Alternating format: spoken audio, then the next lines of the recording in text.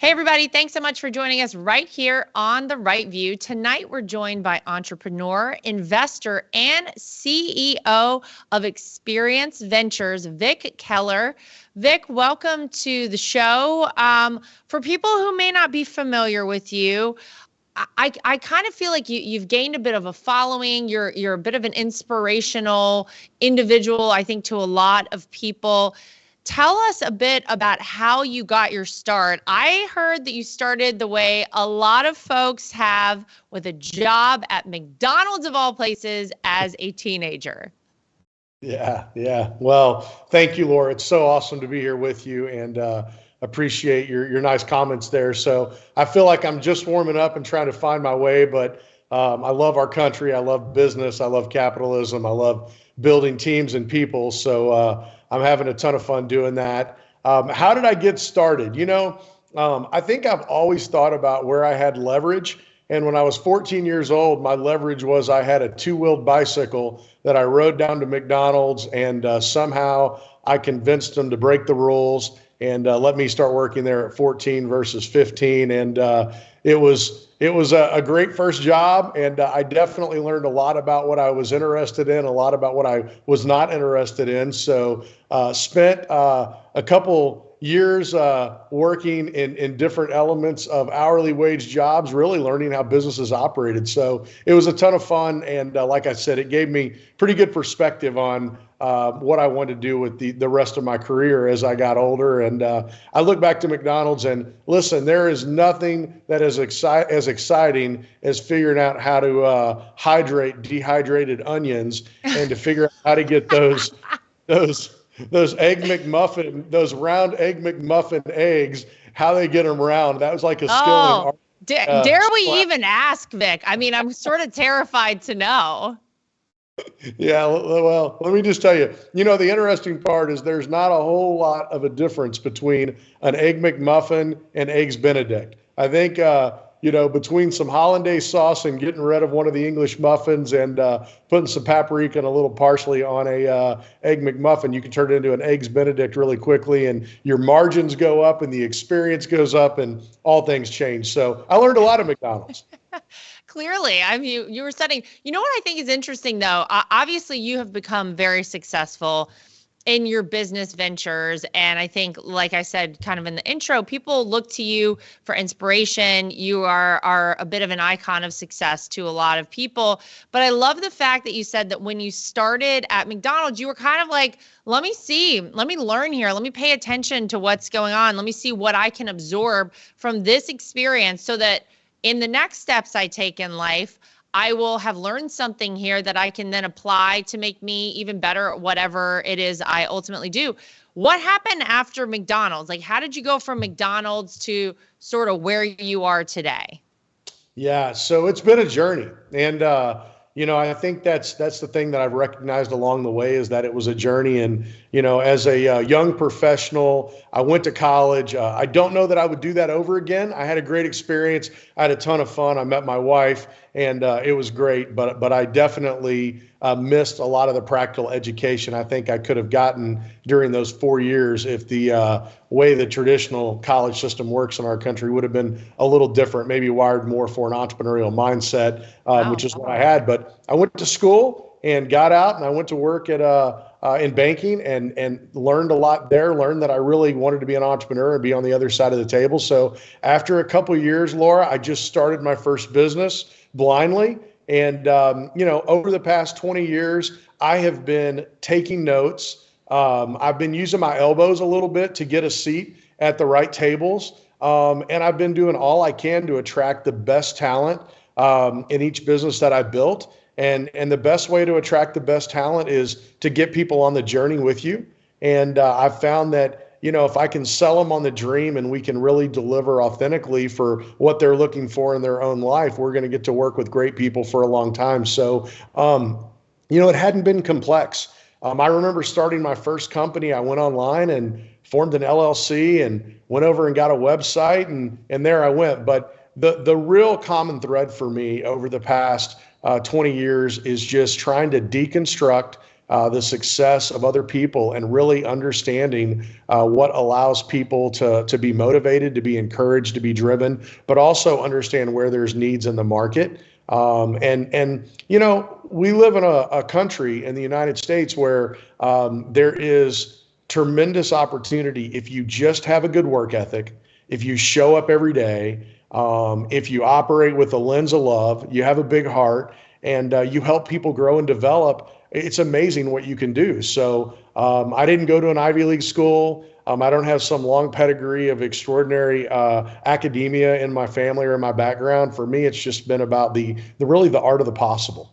Oh, I love it. The art of the deal and the art of the possible. I kind of love what we're merging here, Vic, a little bit. So it's interesting, though, you say that if you had the opportunity to do it all again, perhaps you wouldn't have gone to college, or you would have gone to a trade school, or what do you think?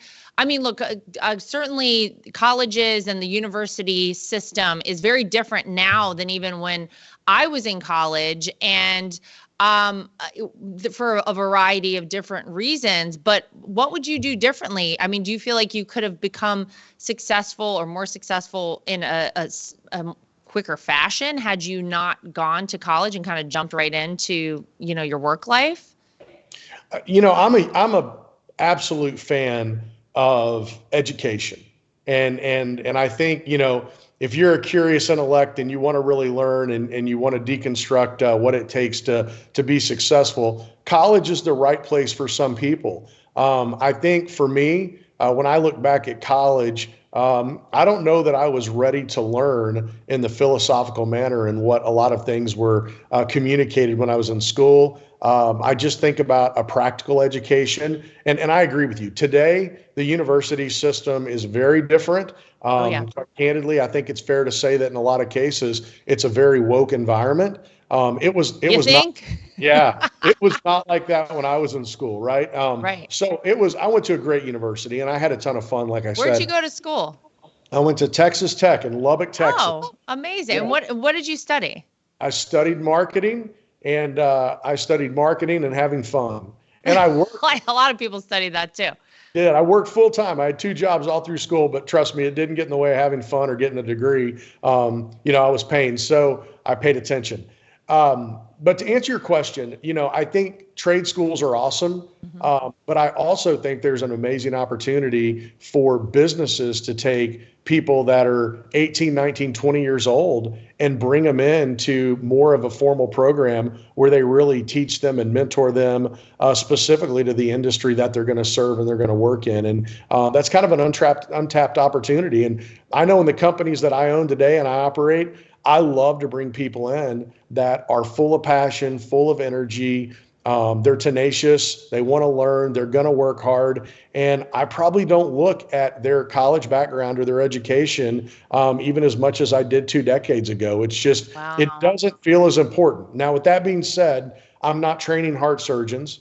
There are some fields where upper education is very, very relevant. But for us and a lot of the businesses I have, we love to bring people in and teach them along the way. And we're not scared of people not having experience. Well, and I want to hear about those businesses so you can talk to our audience about that. But I think what you're talking about is something that my father-in-law, President Trump, was a very, very big advocate for, which is that, yes, we have been told time and time again that the traditional path, the traditional educational path of, going and graduating high school and then going to a 4-year university is the only way that you become successful in America. But then you look around, Vic, at people who have really done incredible things in this country. Many of these people didn't ever go to college or started college and dropped out and those sorts of things. You hear these stories all the time. And sometimes I'm like, you know what, to have the mind that some of these people have to start things like Apple, BlackBerry, these individuals that kind of had the foresight that some of us, the rest of us may not have had. These are people who, I don't know, had they gone to the 4-year university or completed their time there, maybe they wouldn't have come up with these great things that we now all utilize today or that changed our lives in so many ways. And I love the fact that you're kind of tapping into that and saying that at least in your field and in your industry, that's a place where maybe we should see a shift. I have young kids, and I think all the time about the fact that, yeah, it's going to be years and years from now because my son is about to start kindergarten in the fall. So we've got the entirety of his, education, so to speak, to get through before we get there. But at some point, people are going to say, like, why am I going to even send my kid to these indoctrination camps of sorts, which is what, unfortunately, a lot of universities have become. It's 4 years of your life. We know how much tuition is for a lot of these places. And what is it that my kid is ultimately going to learn? Would they be better served by going and having on-the-job training, by going to potentially a trade school or something? So I love that that's a space that you're interested in exploring, and you're giving people potential opportunities in those spaces. Talk about the fields you're in and what it is you do and why those are spaces where you could see success doing sort of on-the-job training. Yeah, so I think there's three practical areas that higher education is really troubling and concerning today. One is obviously the entire woke culture and the environment that's in the upper level schools, but also the cost. So the cost and really the investment, and that's what I think a lot about. I mean, to spend $200,000 to go get a 4-year liberal arts degree, I just, as an entrepreneur, I think about, if someone took $100,000 to $200,000, what type of business they could start in America tomorrow, and what type of wealth they could build, and how much freedom they could have, and so on and so forth. The third piece that I really see when I look at the traditional education system is, I think it complicates things in some degrees, and it makes it more complex, and it makes a lot of things seem less possible and less probable. And you talk about, Steve Jobs, who created, Apple. You talk about these other amazing entrepreneurs. Do you know, if they were educated on all the obstacles and all the roadblocks and all the adversity and all the challenges that come with being an entrepreneur and building a business, they would have said, to hell with this. Probably. There's way other jobs. So the mystery, there's embracing failure. Sounds a little bit crazy, but embracing failure is something that should be opportunistic, not just for entrepreneurs, but also people that work in companies, because you really learn a lot by failing and restarting and continuing to grow and go. And so I just think those are attributes that you do get as being an entrepreneur. I'll tell you what fascinated me the most about being an entrepreneur. I love the freedom. I love the ability. I didn't come from a strong financial background with my family, but I love that I could generate wealth. I could help other people. There were so many things, but the thing that was most interesting was the mystery. If you're an entrepreneur, you have no idea where you're going to go. If you're a, forging forward professional in business, I mean, to have it all scripted out and charted out is really nice, but it's not practical. So, that is how I look at formal education, and really the differences that you have by taking a different path in a different way. And the businesses that I'm involved with today, which are all the way from industrial manufacturing companies to healthcare related companies, to businesses that provide products in the outdoor industry. I mean, I have a really, really cross segment of businesses all the way to luxury goods and luxury items. And in all of these businesses, no matter how great our innovation is, no matter how great our market is, it's all about people. It's all about people. And so for me, I've never been involved in a business where we've invented some extraordinary intellectual property that's going to allow the business just to take off and succeed without that of the heart and the passion and the drive and the leadership and the management of extraordinary people. So my businesses are all very people-centric, very people-driven. We love things like AI because, you know what? I feel like if AI is used the right way, it's going to make, average people like myself even more advanced and even more resourceful and even more efficient. So we embrace technology, but we never lose sight that everything we're doing is about the people. And I don't have any crazy management or leadership secret. The only thing I can tell you I've tried to do consistently is love people and to be authentic with people. And if you can provide a culture and an environment like that, it's amazing what you can accomplish. Now, let me be clear. I'm capable of dropping maybe more F-bombs than anyone. And I'm certainly capable of, helping people get off the train or off the bus and go do something else. But every business that I'm in, it's really been about the professional development and the personal development of people, and it seems to win. And I think that even that attribute is something that a lot of higher education organizations lose sight of. They talk about the tactic that, they're not practical, they're tactical and philosophical, but they don't do a good job on the EQ side of things. And the emotional quotient is, for me, it's been far more important than the IQ.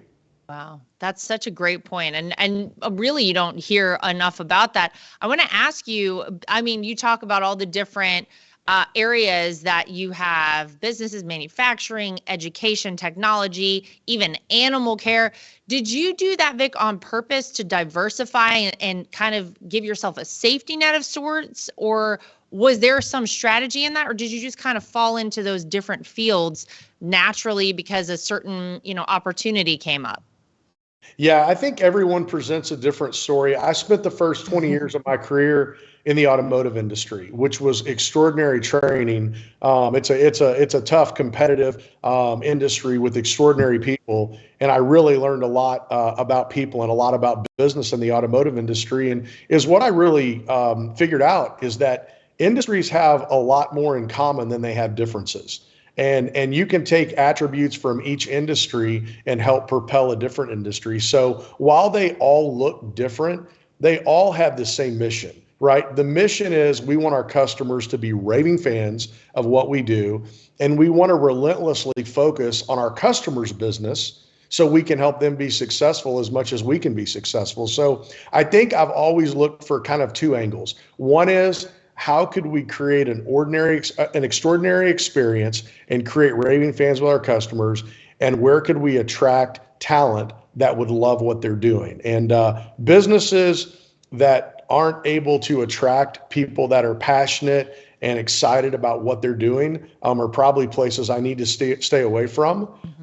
But I've really focused on that. And, our economy, Laura, as you know, it's in a really tough place right now. And it's in a lot tougher. It's in a lot tougher place than what the headlines are even reading. And there's a lot of reasons that we're there. But it's also the most opportunistic time that I certainly believe I will ever see in my life as an entrepreneur and as a capitalist. Wow. Because it really is opportunistic. Now, it's going to be tough, and the next few years are going to be a real challenge. But if you can build extraordinary teams and you can figure out a way to help your customers succeed and exceed the market in these current times, you are going to be set with so much wind at your sails as the economy turns. So this is a time of opportunity. It's an unnecessary time. It feels like an unfair time. I'll say I've never personally. I was telling my team this morning at one of our companies, it's never been harder to do business. I mean, it's really hard to do business. Everything seems harder. But if we optimize our business and we work on developing people and we do everything we can to help our customers win, we're going to build this breadth and depth of loyalty that is going to be just extraordinary for so many years to come. And that's what I'm excited about. I saw it happen in 2008. It was a really, really tough time. I had some amazing business partners that were multi-billionaires and very successful. And I watched how they really gained operating leverage and efficiencies in their business. And then when 2010 came around, it was like a rocket ship. So, wow. I think we'll get new leadership in our country. I think that there is a light at the end of the tunnel, and I think it's sunshine and it's going to be good, but we have to hunker down right now. This is really tough, as you know. Yeah, well, we know what sunshine I'm looking for. You know what I mean, Vic? There's no sunshine coming out of DC as far as I'm concerned right now. It's interesting you say that, though, with the that this is such an opportunity to me, and I think probably to a lot of people. They see times when our economy is suffering as a time when people who have money available right now can be successful because you have the opportunity to purchase things potentially at lower prices because people are trying to, get rid of something that's costing them money at this time, whether it's real estate or businesses or those sorts of things. But you're saying that if I'm someone who wants to start out as an entrepreneur right now, this could be a potentially good time for me to start on that.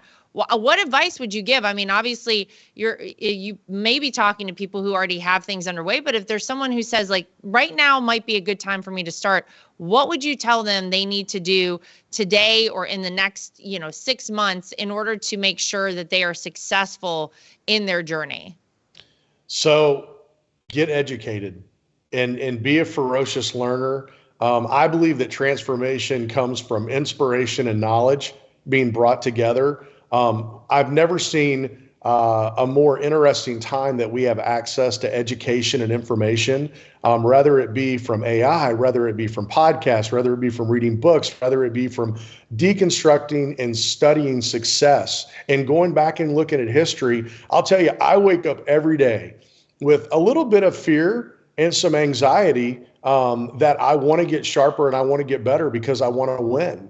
And so whether it's, starting my day out reading my Bible and ending my day or in the middle of it reading the Wall Street Journal, anything else we can think of, I want to be as equipped as I can possibly be. So my advice right now would be to be educated, to be knowledgeable.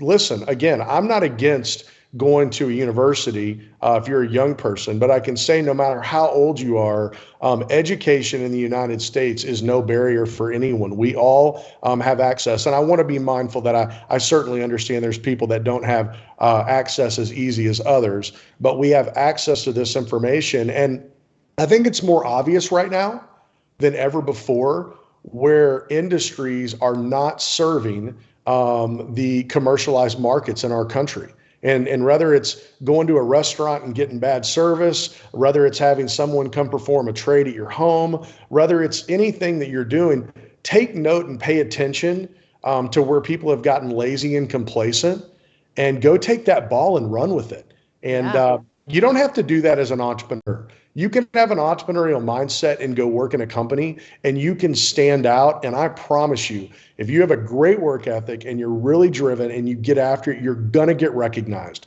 And I think that's the big thing right now, Laura, is we're in this environment where if you really give it all you got, you're going to stand out because there are a bunch of lazy people that are the worst.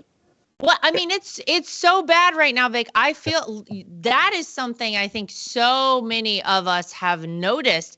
We are breeding a society of lazy people who think, and I'm really scared for this upcoming generation. The kids who are in high school right now feels to me like they just assume that the world is just going to like open up for them and everything's going to fall in their lap.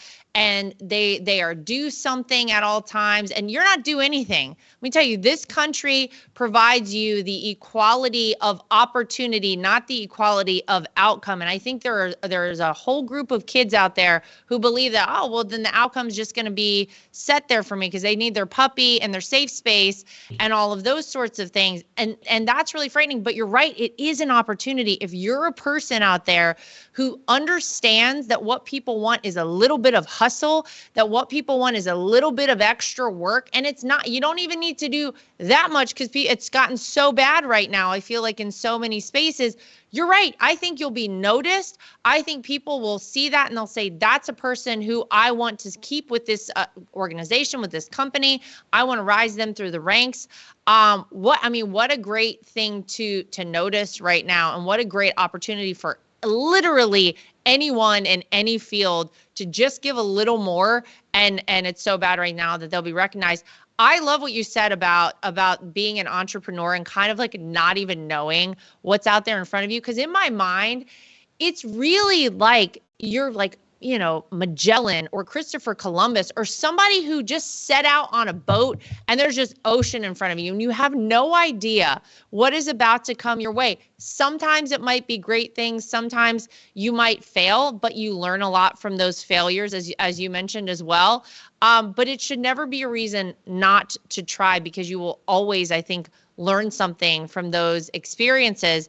I have to ask you, because I feel like you are a bit of a wealth of knowledge in so much when it comes to business.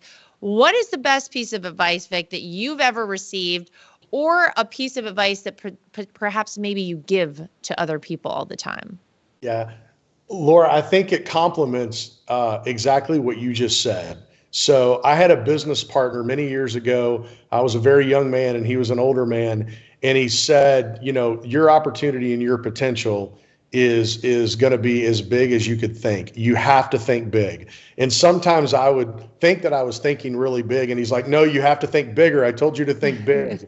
And so I'm always challenging myself if I'm thinking big enough. So I think thinking big is really important, but I've kind of added something to that that I love to share. And that is the cost of acting bigger. The cost of acting bigger is nothing. It's free. It's just like what you talked about. If you're a professional, if you're an entrepreneur, if you're in society today, to be professional, to be thoughtful, to be tenacious, to have a lot of drive, to go after it hard, to stand out and be different, are all things that you have complete control of for most people. And so thinking big is one thing, but acting bigger is something that really separates you. And I tell all the businesses that I have the privilege to operate and teams that I lead, I tell people all the time, is like, if it's not a big capital expenditure, it's not some big investment, it's not some big strategy, just simply act bigger. Act bigger, be more professional, and you obviously come from an ecosystem and an environment and a culture where that is just huge and it's driven. And listen, you don't need to be quiet. You don't have to keep your opinion to yourself. Be bold, but act bigger. And you can't think big enough, for sure. So that's kind of been big for me. And every day I think about that.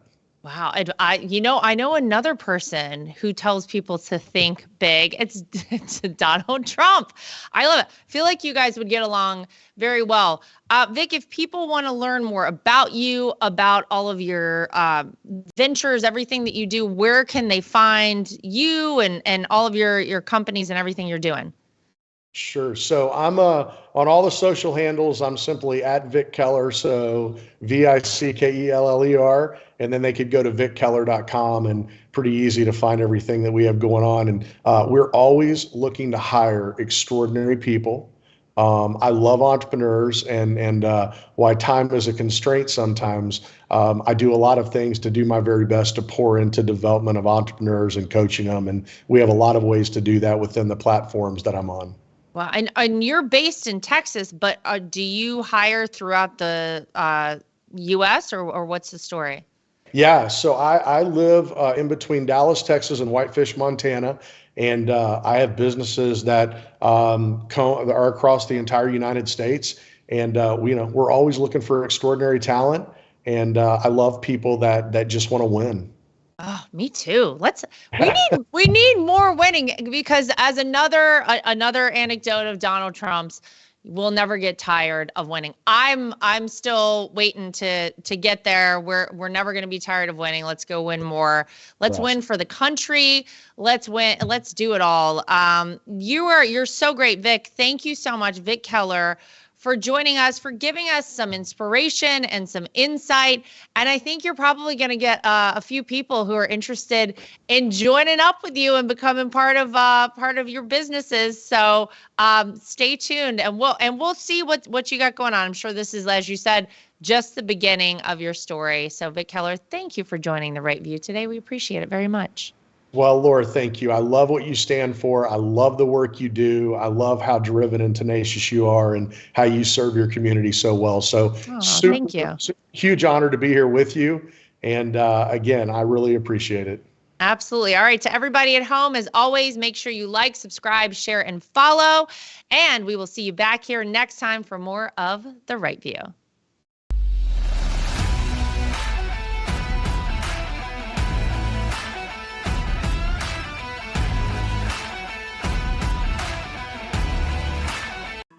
So I'm like a lot of people. I love to wear an Apple Watch, but I hate how it looks. And I scoured the internet to search for the best looking Apple Watch cases I could find, and I found it.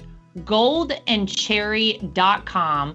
They have absolutely beautiful watches, as you can see here. Everything is waterproof. Everything looks good with different outfits. You can get sporty, you can get fancy, but they are great quality, made out of Delaware in the United States of America. And they have been kind enough to give me a promo code that I can share with you if you want to get your hands on one of these as well. It's Lara T, L-A-R-A-T is the promo code to get yourself a discount at goldandcherry.com. And not only do they make Apple Watch cases, they also make great products for iPads and iPhones, keyboards, your desktop, everything you could possibly need. goldandcherry.com. Use promo code LARAT so you can get yourself one of these today too. At The Right View, we're very proud of the fact that we are independent. We get to say everything that we think and everything that we feel. We have no woke companies guiding us or telling us what we can and cannot say. We are always going to shoot you straight and give you the facts as we know them. And that's why it's important to support independent outlets like The Right View. My name is Lara Trump, and I think Mike Lindell is a patriot. He is someone who loves this country, is willing to fight for this country. I love MyPillow because not only are MyPillows made in the USA by American workers, but they're great products, and they're so great that not only do I use them in my own bed at night, my children actually requested. My daughter the other day went to the closet and pulled out a MyPillow and said, "This is the pillow that I want to sleep with." And I gotta tell you, she loves it and will have nothing to do with any other pillow. So it's a big hit around our house. My dogs also happen to sleep on MyPillow dog beds. So all around the Trump household, we're big fans. If you go to mypillow.com today and use promo code Trump, again, promo code Trump, you will not only save money, but you will help us continue this show and other shows like it and help us continue the fight for the future of America. Inflation has impacted all of our lives. I don't think anyone can go to the gas pump or the grocery store without noticing that it is a major factor. And unfortunately, it's not going anywhere. It doesn't seem like it's going down in the way that we would like it to. And one way to protect your money is by investing in precious metals, gold and silver. That's always been a great way to make sure that you keep your money and you keep it safe. When you go to bh-pm.com, use promo code Trump. That way, if you decide you want to invest in gold and silver, you'll save yourself a little bit of money. We live in a time that's very interesting. A lot of us out there feel like a lot of our rights are slipping away. And if you're like I am and you want to have the right to choose whether or not to have a vaccine, how to live your life freely, and you're looking for a great doctor, I've heard amazing things about Dr. Sherwood. He's somebody who you should really check out and check into, and it'll help support this program and keep us going. So go to sherwood.tv and use promo code Trump. Again, sherwood.tv and use promo code Trump. You can save yourself some money and help us keep our program going.